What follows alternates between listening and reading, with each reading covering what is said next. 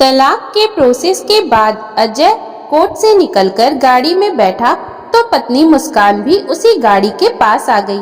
उदास अजय ने एक कातर दृष्टि से 10 साल साथ रही पत्नी मुस्कान की तरफ देखा। वह बुझी मुस्कान के साथ बोली, बस अड्डे तक आखिरी सफर आपके साथ करना चाहती हूँ। पति बोला, एलिमनी की रकम भी कुछ ही महीने तक दे दूंगा। जो तुम्हारे लिए घर बनाया था वो घर बेच दूंगा। 10 वर्ष पहले मुस्कान और अजय की शादी परिवार वालों की सहमति से हुई थी। लड़की पढ़ी लिखी, सुंदर और सुशील थी। लड़की का परिवार भी काफी अच्छा था, इसलिए एक ही नजर में अजय के परिवार वालों को लड़की पसंद आ गई। लड़की के पिताजी कॉलेज में प्रोफेसर थे। लड़की की एक छोटी बहन और छोटा भाई था। माँ बाप, छोटे 2 भाई बहन और मुस्कान, 5 लोगों का सुखी परिवार था।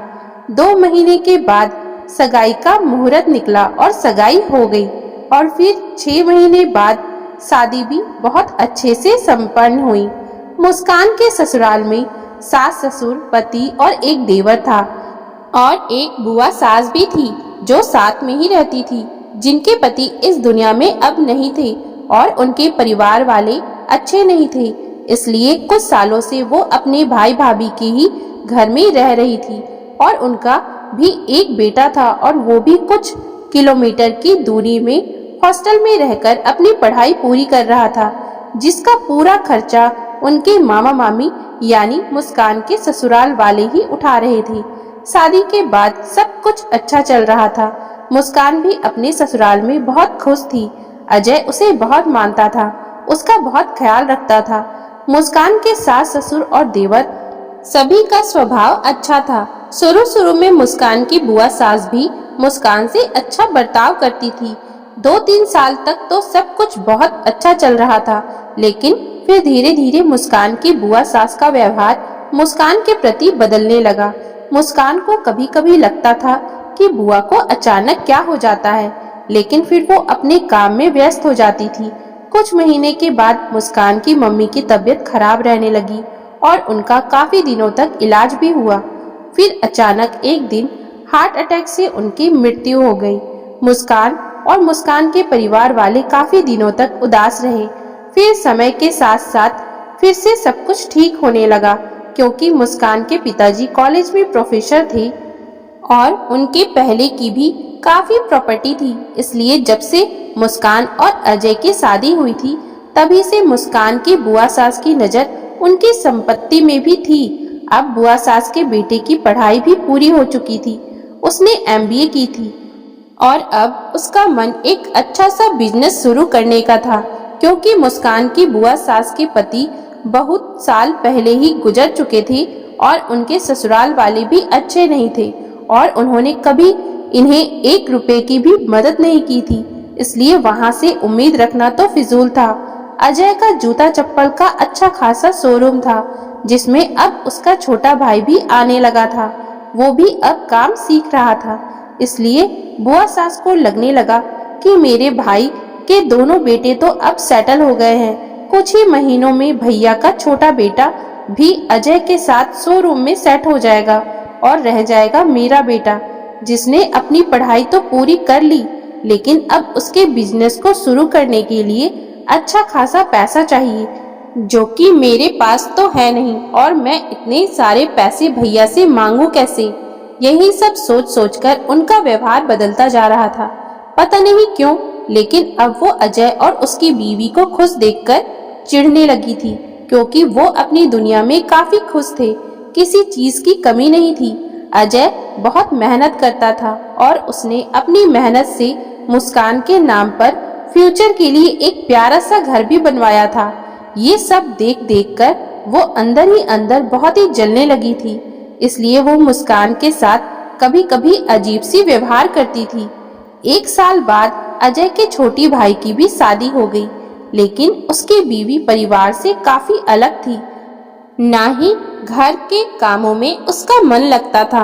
बस बाहर घूमना फिरना, शॉपिंग करना, बाहर का खाना खाना, बस यही सब उसे पसंद आता था। लेकिन फिर भी मुस्कान उसे कुछ भी नहीं कहती, जबकि मुस्कान की सास भी जब कभी कहती थी कि ये छोटी बहू घर गृहस्थी को कब समझना शुरू करेगी, तो मुस्कान अपनी सास को भी यही समझाती थी कि मम्मी जी अभी नई नई शादी हुई है और अभी वो छोटी भी है, धीरे धीरे खुद ही समझ जाएगी। मुस्कान बहुत ही सुलझी हुई लड़की थी, वो सबको एक साथ लेकर चलती थी।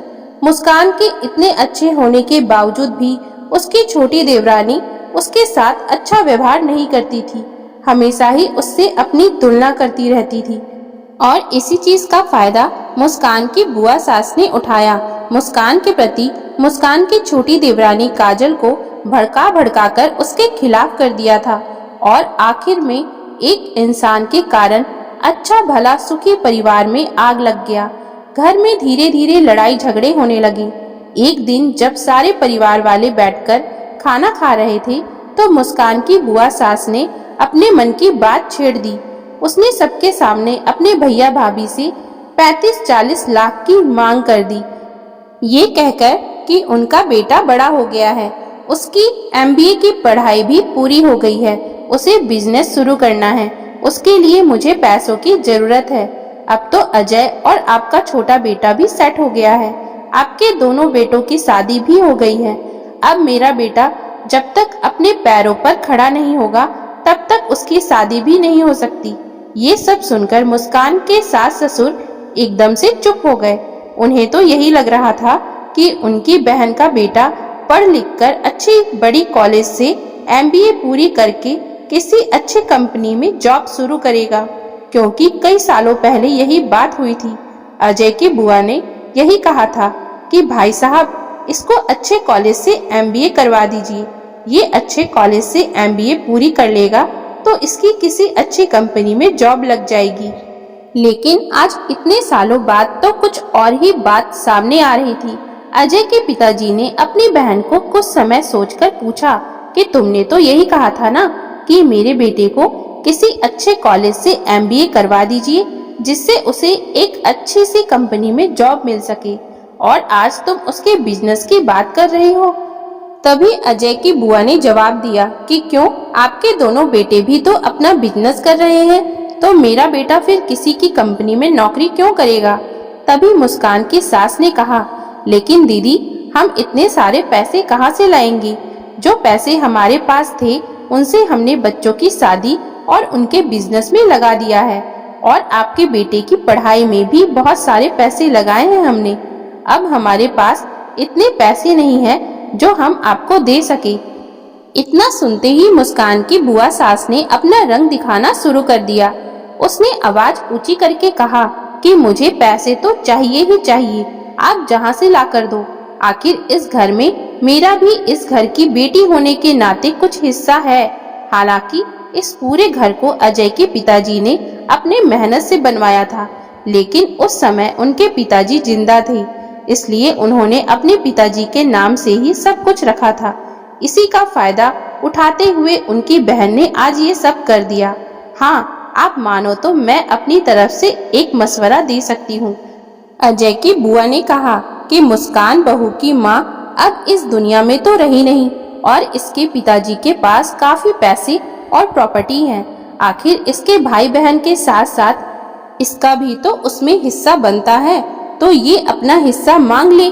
आखिर इसके पिताजी की अब उम्र हो चुकी है, आज न कल इसे तो इसका हिस्सा मिलेगा ही, तो आज ही ये अपना हिस्सा मांग ले। कम से कम 70-80 लाख का तो इसको हिस्सा मिल ही जाएगा। ये सब सुनकर मुस्कान की तो होश उड़ गए कि बुआ जी ये सब क्या कह रही हैं। ये अपने बेटे के बिजनेस के लिए इतनी नीचे गिर जाएगी कि ये घर की बहू की मायके की प्रॉपर्टी में नजर रख रही हैं। आज घर का माहौल बहुत खराब हो चुका था। अजय के माँ पिताजी को कुछ समझ नहीं आ रहा था कि अब करे तो क्या करे। घर में सभी चिंतित थे और मुस्कान तो बहुत ही ज्यादा कि अब घर में सब क्या कहेंगे। लेकिन मुस्कान ऐसा कुछ भी नहीं चाहती थी जैसा मुस्कान की बुआ सास ने कहा था। लेकिन फिर वही हुआ जिसका मुस्कान को डर था। बहुत सोचने के बाद, ना चाहते हुए भी, क्योंकि अजय के पिताजी घर में कलेश और अपनी बहन का दिल नहीं दुखाना चाहते थे, उन्होंने यही सोचा कि आज तक हमने इसके लिए जो कुछ भी किया है अगर हमने इसके बेटे के बिजनेस के लिए पैसे नहीं दिए तो सब किए धरे पे पानी फिर जाएगा और आखिर में वो अपने हिस्से में भी आ ही गई है, तो क्यों ना प्यार से कोई रास्ता निकाला जाए। इसलिए एक दिन रात को जब सभी काम से घर आए तो अजय के पिताजी ने अजय को बुला के यही कहा कि आखिर तुम्हारी बुआ एक तरह से ठीक ही कह रही है, आज न कल मुस्कान को उसका हिस्सा तो मिलेगा ही, तो तुम क्यों ना एक बार मुस्कान और मुस्कान के पिताजी से इस बारे में बात करके देखो। अगर ऐसा हो जाता है तो प्यार से सभी मुश्किलें सुलझ जाएंगी। अजय ने अपने पिताजी की बात मानकर इस बारे में मुस्कान से बात किया तो मुस्कान ने साफ साफ मना कर दिया कि नहीं, मैं अपने छोटे भाई बहन से अपना हिस्सा नहीं लूंगी। मेरी मम्मी नहीं है और अगर मेरे पापा भी इस दुनिया से चले गए तो उनका फिर कौन करेगा। कम से कम पैसों से वो मजबूत रहेंगे तो वो पैसा ही उनका आगे चलकर सहारा बनेगा। इस बात पर अजय काफी गुस्सा हो गया। उसने कहा कि तुम सिर्फ अपने परिवार के बारे में सोच रही हो, मेरे परिवार के बारे में नहीं।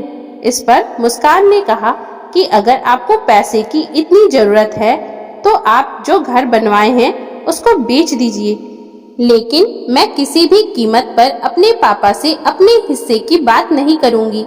इसी बीच उन दोनों में बात आगे ज्यादा बढ़ गई और बचा खुचा कर्ज उसकी बुआ ने आग लगाकर कर दी, जिससे उन दोनों की बात तलाक तक आ गई। तलाक होने के प्रोसेस के बाद अजय कोर्ट से निकलकर गाड़ी में बैठा तो मुस्कान भी उसी गाड़ी के पास आ गई। उदास अजय ने एक कातर दृष्टि से 10 साल साथ रही पत्नी मुस्कान की तरफ देखा। वह बुझी मुस्कान के साथ बोली, बस अड्डे तक आखिरी सफर आपके साथ करना चाहती हूँ। पति बोला, एलिमनी की रकम भी मैं तुम्हें कुछ महीने बाद दे दूंगा। जो तुम्हारे लिए घर बनाया था वो घर बेच दूंगा। तेरे लिए बनाया था तो ही जिंदगी में नहीं रही तो घर का क्या करूंगा। मुस्कान बोली, घर मत बेचना, मुझे पैसे नहीं चाहिए, प्राइवेट जॉब करने लगी हूँ, मेरा गुजारा हो जाता है। अचानक ड्राइवर ने ब्रेक मारी तो मुस्कान का मुंह सामने टकराने वाला था कि पति ने झटके से उसकी बाह पकड़कर रोक लिया।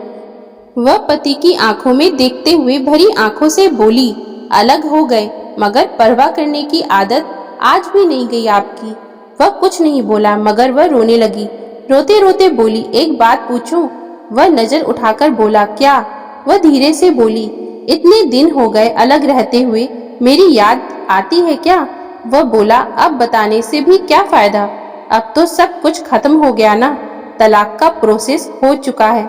मुस्कान बोली, 2 सालों से मुझे वो एक बार भी वो नींद नहीं आई जो आपके हाथ का तकिया बनाकर सोने से आती थी। कहकर वो फफक पड़ी। बस अड्डा आ गया था। मुस्कान गाड़ी से उतरने लगी तो पति ने उसका हाथ पकड़ लिया। काफी दिनों बाद पति का स्पर्श कलाई पर महसूस हुआ तो वो भावुक हो गई। पति बोला, चलो अपने घर चलते हैं। इतना सुनते ही वह दहाड़ मारकर रोने लगी और पति के गले से चिपट गई।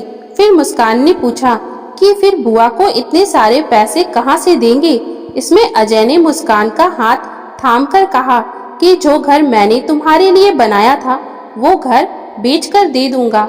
घर तो मैं फिर से तुम्हारे लिए उससे भी बेहतर और सुंदर बनवा सकता हूँ, लेकिन मुझे तुम तो दोबारा नहीं मिल सकती ना। ये बात मुझे तुमसे अलग होकर ही एहसास हुआ। फिर दोनों खुशी खुशी अपने घर को लौट गए। रिश्तों को रिश्तेदारों पर मत छोड़ो, खुद निर्णय लो, आपस में बात करो, अपनी गलती हो तो स्वीकार करो। तो दोस्तों, अगर आपको हमारी आज की ये कहानी अच्छी लगी हो तो कृपया आप हमारे चैनल को लाइक, शेयर और सब्सक्राइब जरूर कर लें, जिससे हम आपके लिए और भी अच्छी अच्छी कहानियाँ लाते रहें। Thank you for watching.